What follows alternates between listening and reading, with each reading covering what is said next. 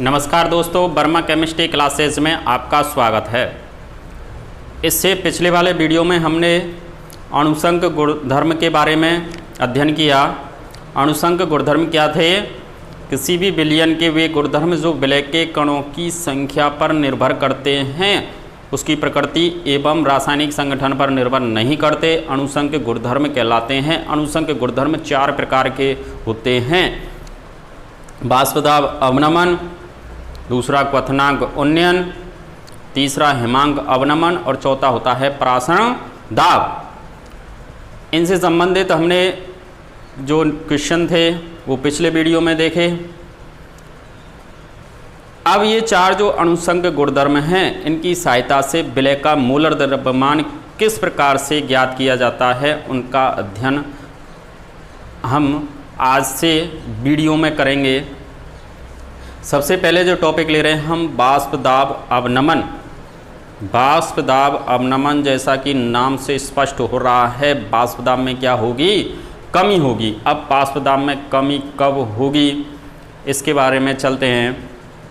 तो बाष्पदाब अवनमन को पढ़ें उससे पहले हम देख रहे हैं बाष्पदाब शब्द आया तो एक बाष्पदाब क्या होता है?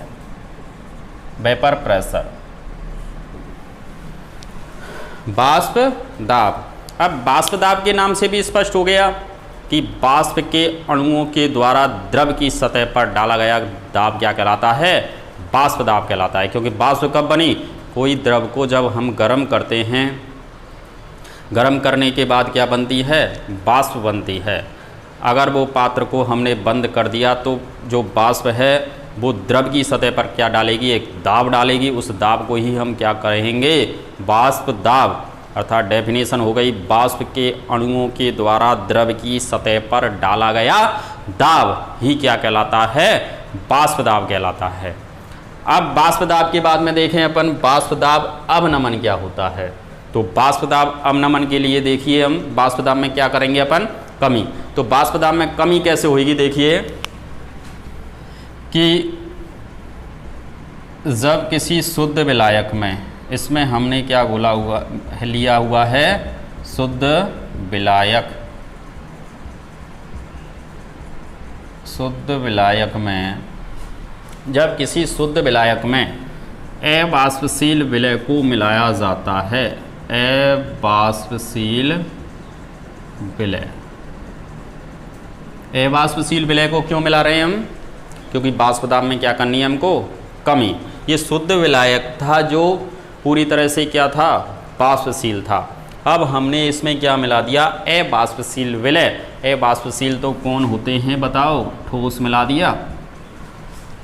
अबाष्पशील विलय को जैसे ही मिलाएंगे तो इस जो ये विलय और ये विलायक, विलय और विलायक, तो अब अलग अलग दोनों थे, जो दोनों को मिला दिया तो एक विलयन बन गया। विलय प्लस विलायक क्या बन गया? विलयन। तो हमने कहा कि विलयन जब बन गया तो उस विलयन का बाष्पदाब क्या हो जाता है? कम हो जाता है। ये डेफिनेशन बनी इसकी। देखिए, जब किसी शुद्ध विलायक में अबाष्पशील विलय को मिलाया जाता है तो विलयन का बाष्पदाब क्या हो जाएगा? कम हो जाएगा। क्यों कम हो गया? क्योंकि अबाष्पशील विलय मिलाने पर बाष्पशीलता में क्या आ जाएगी? कमी आ जाएगी। तो बाष्पदाब क्या हो जाएगा? कम हो जाएगा। इसे ही हम क्या कहते हैं? बाष्पदाब अवनमन। हमने क्या कहा कि जब किसी शुद्ध विलायक में, जब किसी शुद्ध विलायक में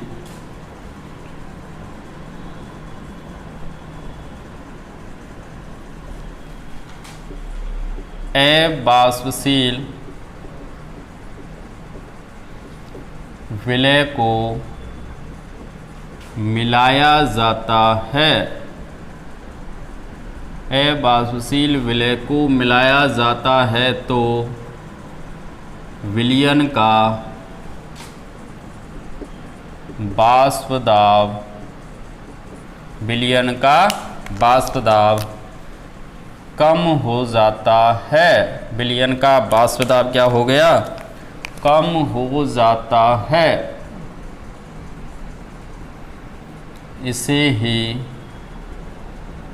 वाष्प दाब अवनमन कहते हैं। जब किसी शुद्ध विलायक में अवाष्पशील विलय को मिलाया जाता है तो विलयन का वाष्प दाब क्या हो जाएगा? कम हो जाएगा। इसे ही हम क्या कहेंगे? वाष्प दाब अवनमन। अब वाष्प दाब अवनमन के लिए हमने कहा माना शुद्ध विलायक जो है उसका वाष्प दाब हमने कहा P0। माना शुद्ध विलायक का वाष्प दाब क्या है? P0। नोट से कह रहे थे हम शुद्ध के लिए इस चैप्टर में P0। तथा विलयन का वाष्प दाब, विलयन को PS सॉल्यूशन कहते हैं इंग्लिश में विलयन को, तो वाष्प दाब P और विलयन के लिए क्या लगा दिया हमने? S। और विलयन का वाष्प दाब माना क्या है? PS है। तो वाष्प दाब अवनमन, वाष्प दाब अवनमन ये किसके बराबर हो जाएगा? P0 minus PS। P0 minus PS, क्योंकि शुद्ध विलायक का वाष्प दाब ज़्यादा है और विलयन का वाष्प दाब तो क्या हो गया है? कम।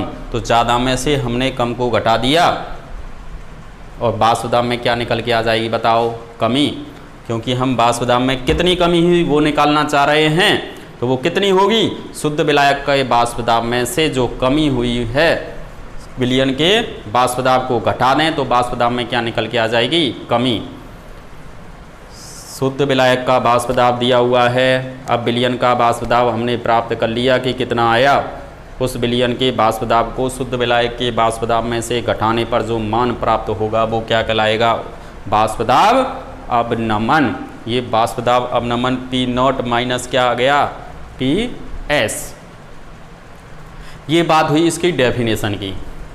अब इससे डेरिवेशन जो है जिसकी सहायता से हम विलय का मूलर द्रव्यमान कैसे ज्ञात करेंगे? वाष्प दाब अवनमन की सहायता से विलय का मूलर द्रव्यमान किस प्रकार से ज्ञात किया जाता है? ये क्वेश्चन होता है।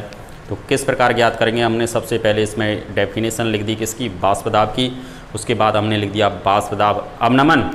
और वाष्प दाब अवनमन के लिए हमने ये लिख चुके हैं कि वाष्प दाब अवनमन क्या है? P0 minus PS। अब हमने लिखा राउल्ट के नियम से, राउल्ट के नियम से, राउल्ट के नियम से हम क्या जानते हैं? तो देखिए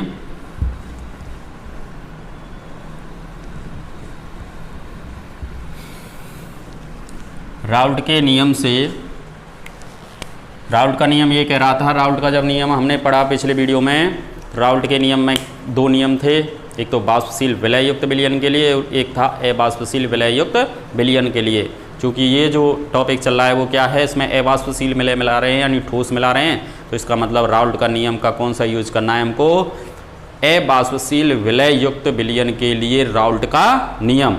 और वहाँ पे हमने एक डेरिवेशन निकाला था, जो फॉर्मूला प्राप्त हुआ था वो क्या था कि वाष्प दाब में आपेक्षिक अवनमन विलय की मूल भिन्न के बराबर होता है। तो वो हमने लिख दिया राउल्ट के नियम से अवाष्पशील विलय युक्त विलयनों के लिए, विलयनों के लिए क्या था वो? वाष्प दाब में आपेक्षिक अवनमन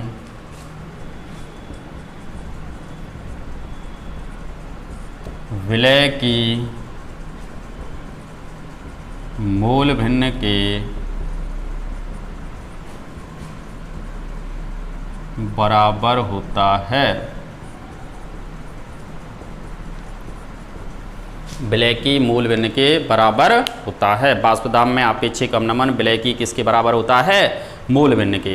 तो वाष्प दाब में आपेक्षिक अवनमन हमने देखा था। वाष्प दाब में आपेक्षिक अवनमन क्या था? वहाँ पे डेफिनेशन, वाष्प दाब में आपेक्षिक अवनमन बराबर वाष्प दाब अवनमन बटे शुद्ध विलायक के वाष्प दाब का जो अनुपात है वो क्या कहलाता है?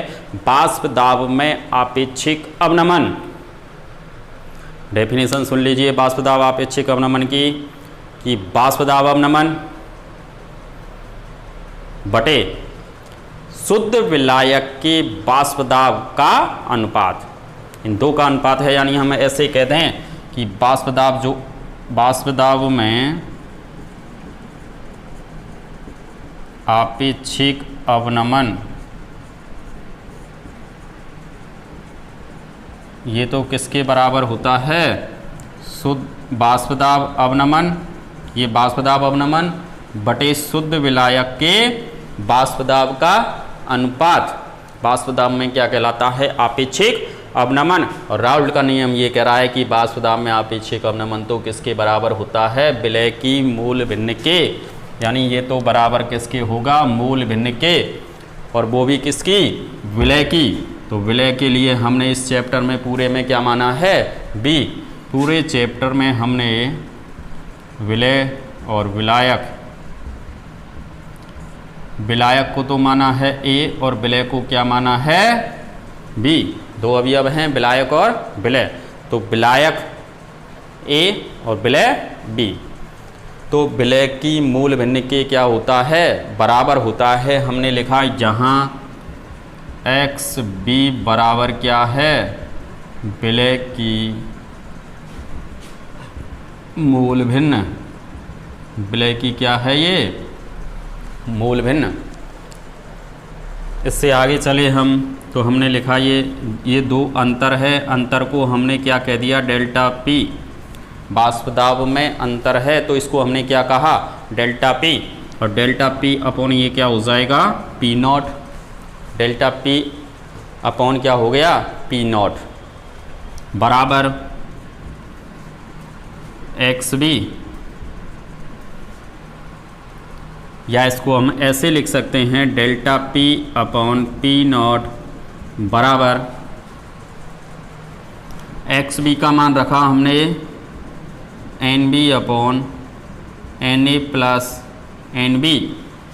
बी की मूल भिन्न निकालनी है, विलयन में दो अवयव हैं ए और बी, तो बी की मूल भिन्न निकालनी है। तो बी की मूल भिन्न निकालने के लिए हम क्या करेंगे? स्वयं के मूल बटे कुल मूल। मूल भिन्न का तरीका हमने आपको बता रखा है, स्वयं के मूल बटे कुल मूल। तो एन एक्स बी बराबर, चूंकि एक्स बी बराबर क्या होगा? स्वयं के मूल बटे कुल मूल। ये हो गया। एक्स बी बराबर क्या है? स्वयं के मूल बटे कुल मूल। ये लिख दिया हमने। अब जहाँ ये लिखना पड़ेगा हमको क्या है? एन ए और एन बी दो टर्म आई। एन ए क्या है? ए को क्या मान रहे हो आप? विलायक। तो ये क्या है? विलायक के मूल। एन ए क्या है? विलायक के मूल। और एन बी क्या हैं? विलय के मूल। ये आ गया। इसके बाद देखें अपन, इसके बाद देखिए अब कि राउल्ट का जो नियम था, राउल्ट का जो नियम था वो केवल अति तनु विलयनों पर क्या था? लागू था। राउल्ट का नियम केवल अति तनु विलयनों पर क्या था? लागू था।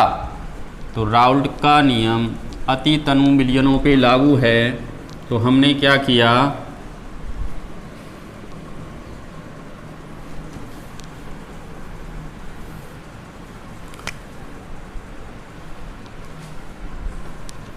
तो देखिए अति तनु विलयनों के लिए हमने लिखा यहाँ पे राउल्ट के नियम से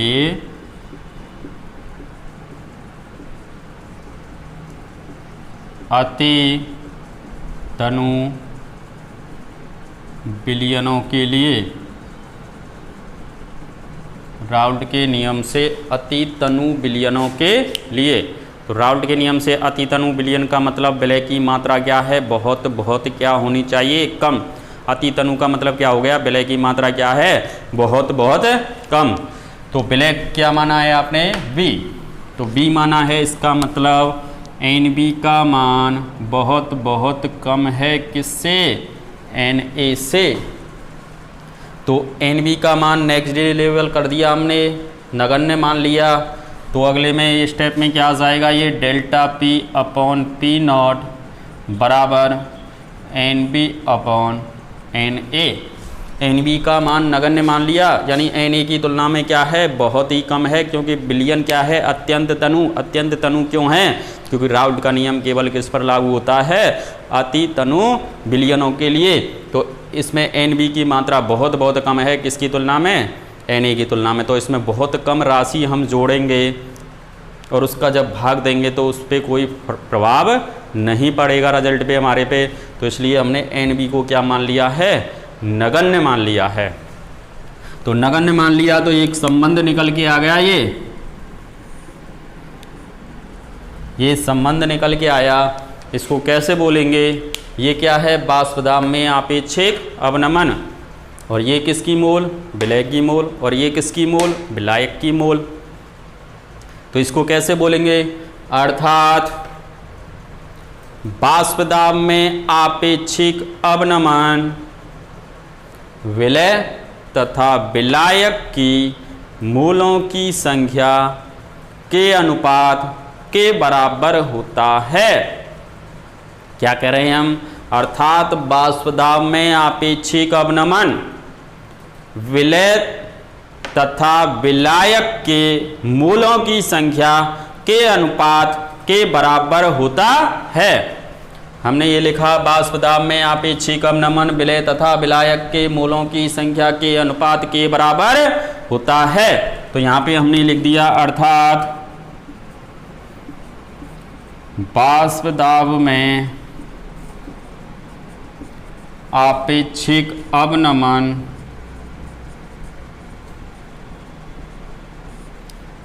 विलय तथा विलायक के मोलों की संख्या के अनुपात के बराबर होता है। ये कह रहा है, ये सूत्र के बोल रहा है कि किसके, बाष्पदाब में आपेक्षिक अवनमन किसके बराबर है, विलय तथा विलायक की मोलों की संख्या के अनुपात के बराबर होता है। उसके बाद देखें हम,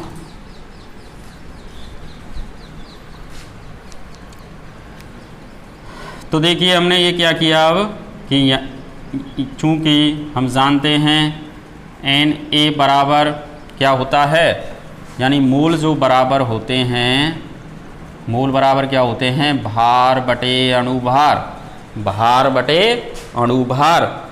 तो हम अगर एन ए निकालें तो ये क्या आ जाएगा, W A upon M A, W A upon M A. और एन बी निकालें अगर हम तो ये क्या हो जाएगा, W B upon M B. इसको समीकरण नंबर दोनों को मिला के हमने क्या कह दिया, 2, समीकरण नंबर 2। अब यहाँ पे हम टर्म लिख दें, जहाँ बताओ डब्ल्यू ए और डब्ल्यू वी। डब्ल्यू ए क्या है, विलायक माना है, ए को हमने, ए क्या माना है, विलायक।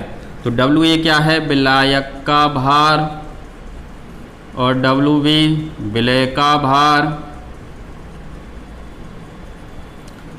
एम ए और एम बी, एम ए क्या है, विलायक का अणुभार,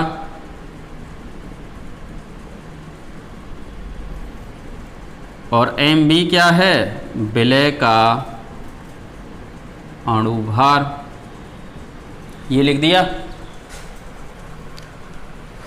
अब ये समीकरण 1 और 2 से देखें, 2 से समीकरण 1 में इनके एन ए और एन बी के क्या रख दो, मान रख दें हम। तो समीकरण 1 व 2 से, समीकरण नंबर 1 व 2 से देखें हम, समीकरण 1 व 2 से देखिए हम, delta P upon P naught बराबर एन बी का मान रखा हमने, ये रहा W B upon M B into N A का मान रखो Na का जैसे ही मान रखेंगे अपन तो ये क्या आ जाएगा ऊपर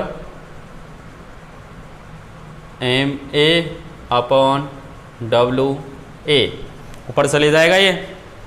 अब हमको निकालना है इसमें क्या, सभी फॉर्मूलों में क्या निकालना होता है, विलय का अणुभार। तो विलय का अणुभार, विलय का मतलब A और अणुभार का मतलब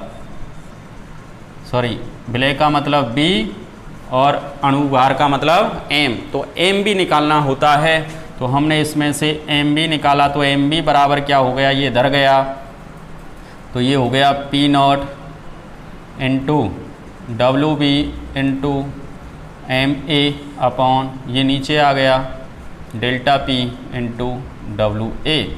उपरोक्त सूत्र की सहायता से हम विलय का क्या ज्ञात कर सकते हैं, अणुभार ज्ञात कर सकते हैं।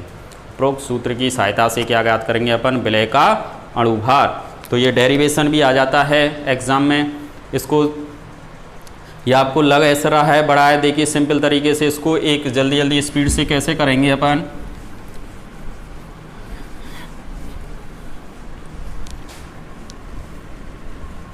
क्या याद रखना है कि बाष्पदाब अवनमन के लिए राउल्ट के नियम से हम जानते हैं बाष्पदाब में आपेक्षिक अवनमन विलय की मूल भिन्न के बराबर होता है। तो बाष्पदाब में आपेक्षिक अवनमन विलय की किसके बराबर होता है, मूल भिन्न के x भी लिख दिया।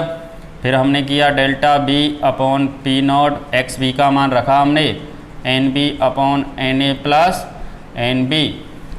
फिर हमने कहा राउल्ट के नियम से अति तनु विलयनों के लिए NB का मान बहुत क्या है, कम है Na की तुलना में। फिर हमने किया डेल्टा P अपॉन P0 बराबर NB अपॉन Na। NB को नगण्य मान लिया, अर्थात बाष्पदाब में आपेक्षिक अवनमन विलय तथा विलायक के मूलों की संख्या के अनुपात के बराबर होता है, ये रख दिया। उसके बाद हमने क्या किया है, केवल इनके मान रख दिए मूल भिन्न की संख्या के, मूलों की संख्या के। तो मूलों की संख्या के मान रखे तो भार बटे अणुभार किया हमने, तो WB अपॉन MB।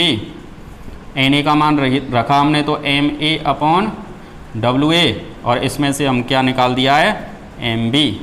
तो ये फॉर्मूला अभी ड्राइव किया था हमने, तो कुछ नहीं करना होता इस फॉर्मूले में हमको, बस स्टार्टिंग कहाँ से करनी है आपको, बाष्पदाब में आपेक्षिक अवनमन विलय की मूल भिन्न के बराबर होता है। अब देखिए इससे न्यूमेरिकल कैसे करेंगे हम।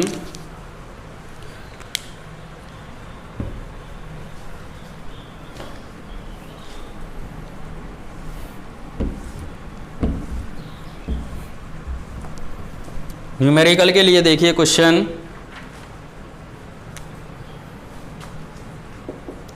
है, किसी ताप पर शुद्ध बेंजीन का बाष्पदाब, शुद्ध बेंजीन का बाष्पदाब 0.850 बार है। ये दाब की इकाई है, भार है 0.5 ग्राम, 0.5 ग्राम। ए बाष्पशील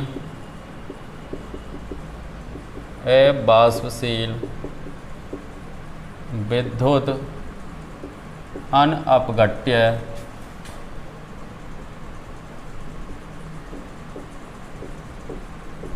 अनअपघट्य ठोस को 39 ग्राम बेंजीन में घोला गया है। बेंजीन में घोला गया है। प्राप्त विलयन का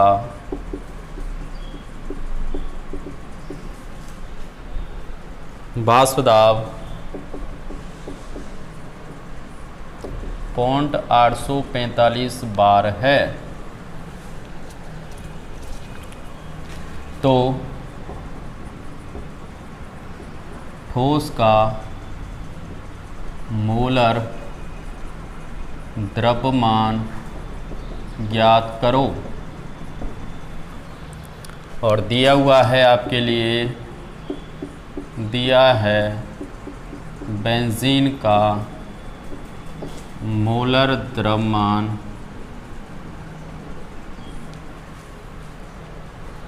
78 ग्राम मोल इनवर्स। ये क्वेश्चन है आपका, इम्पॉर्टेंट क्वेश्चन भी होता है ये।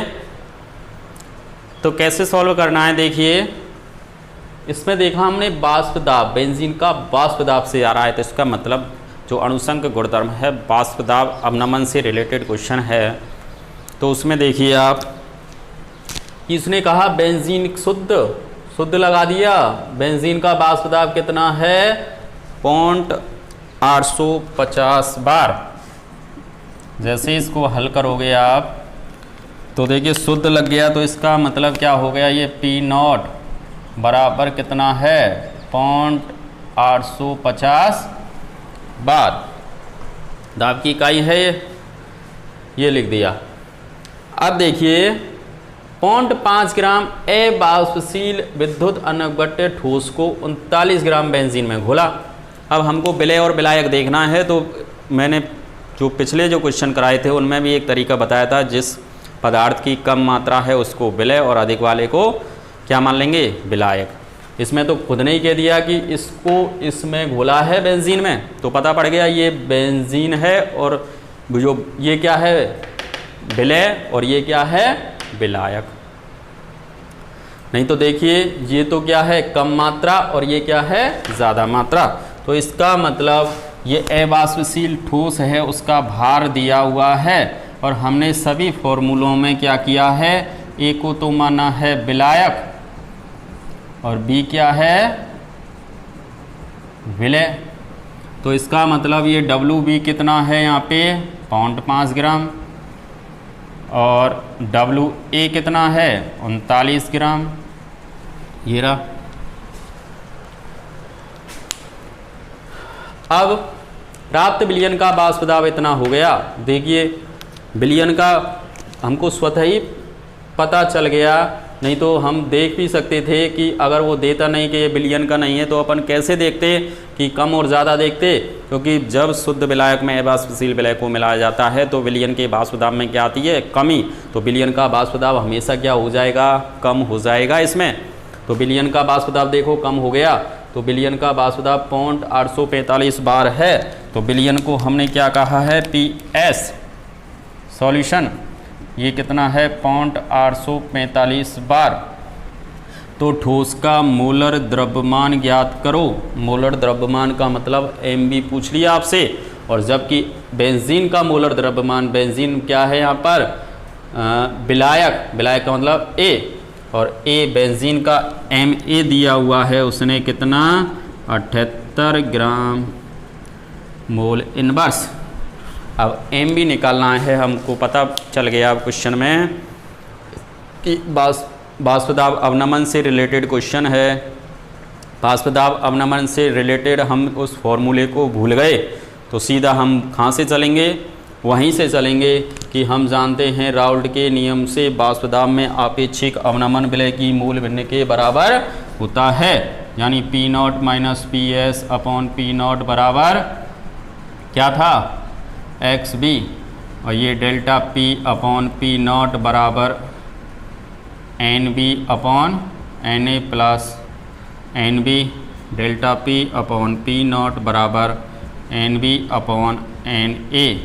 यहाँ पे क्या कर दिया, चूँकि NB का मान बहुत बहुत कम है किससे, NA से, और फिर हमने इसके बाद में ये रख दिया था डेल्टा P बराबर भार बटे अणुभार, भार बटे अणुभार MA अपॉन WB।